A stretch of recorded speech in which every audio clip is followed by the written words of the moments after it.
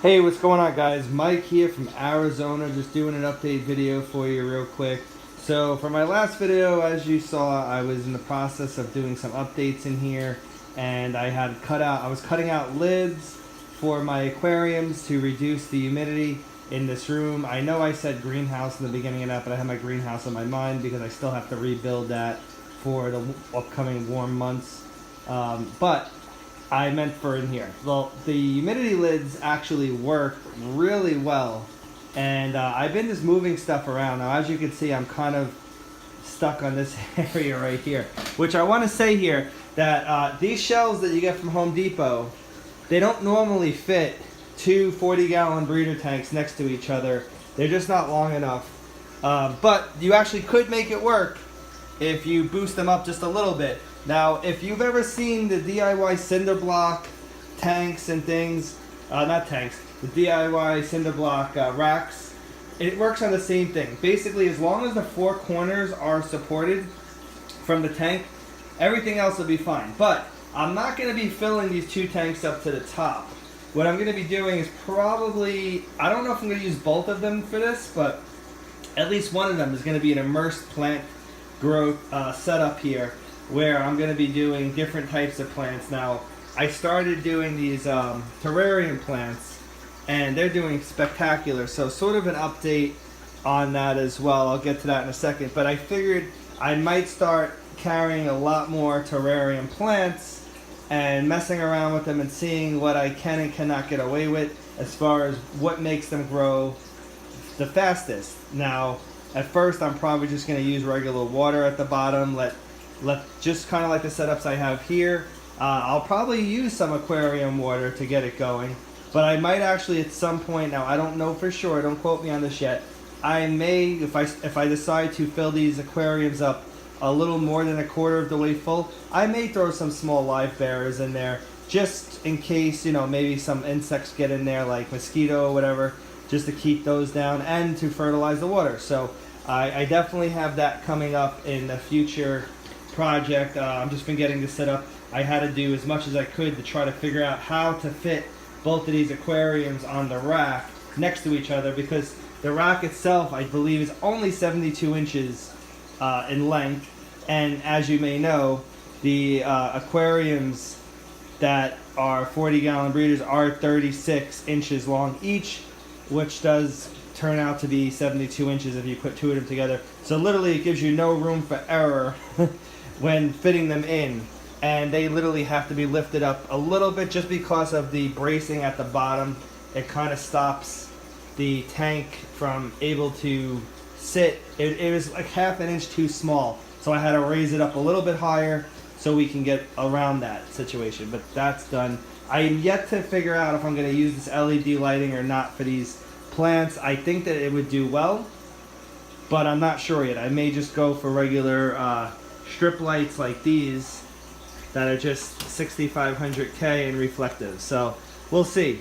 But I'm really excited about these lids too. So these are twin wall polycarbonate lids, and basically they are cut to the tops of each of my 20-gallon aquariums, and again has reduced significantly the humidity in here. And I wish I was able to capture the humidity level prior to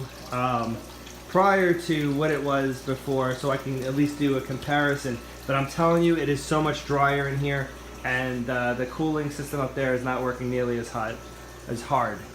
And I have a better tank up there. I'm probably not going to use it up there because it's in front of the cooling and heating system. I just kind of putting it up there until I figure out what I'm going to do with it. I definitely am keeping these on these racks. I may put that one down here. I may still use this. I don't really know yet. Haven't decided. It definitely looks better with the newer system than the old one down there. I do like keeping snails that way though, so that may stay, and I may just have to figure out what I'm going to do with this one. But it is going to be something I do use, just I'm not sure if I'm going to be using it there yet. So there's that. Another update, if you guys have seen, is the dragon is in his new enclosure. He's been there for over a week. He's doing really well. He's loving this system that we made for him. Now this is I gotta clean it because it looks like he pooped a little bit, but that's good. He's in the process of feeding right now, so he's stalking a bunch of crickets. But yeah, so what's awesome about this is I was intending on siliconing these tiles in place and siliconing the background in place, but then I said to myself, how would I ever clean this if I did that? So I kind of left everything to just dry fit the way it is, and when things get dirty, I just remove them and literally scrape off the tiles and wash them and put them back, and it really is easy to clean. So I'm really happy that I decided not to go with siliconing and keeping everything snug in place there. But yeah, as you can see, he can get on and off that cliff, no problem. So he's doing really well. He's very happy. I'm really excited for him because this is a perfect size tank for bearded dragon.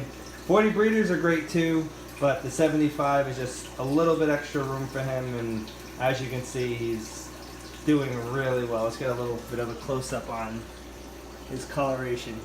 But yeah, he's doing good.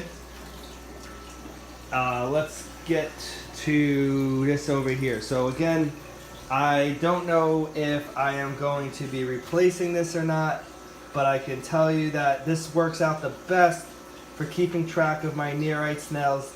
And also, as you can tell if you look in here, there's a betta fish with them, but there's no algae at all. Why? Because these screens actually grow algae really well on them, and the nearites graze them and eat the algae all day long. So they actually grow really quickly in the system. When I get them, they're about half the size, and within a week or two, they literally double in size. But that's literally the best thing, the best possibility for these snails. So I don't know if I'm going to change this or not. I don't know, see if what your opinions are, if you think I should change that. I don't feel I should, but I want to see what you guys say. And then last but not least, the betta racks. So all of these guys are doing extremely well, and I am very happy with these still. They do super well in here. This one actually sold. I love this fish. Spectacular colors, spectacular fins. It's just a beautiful fish. But yeah, everything's going good. Can't really complain. All the plants are growing well. Oh, and about terrarium plants, keeping them again. I wanted to get people's recommendations on what terrarium plants do you think I should carry. If you have any recommendations, I'd love to see it in the comments down below, because I have a whole list of terrarium plants I'm going to try out, but I want to see what you guys like first before I make a big order, because I want to make sure that I'm getting the appropriate things that people actually want to buy. But I will talk to you soon, guys. That's my update for today. Comment, please like. If you have not done so, subscribe and visit us at greenoasisfarms.com.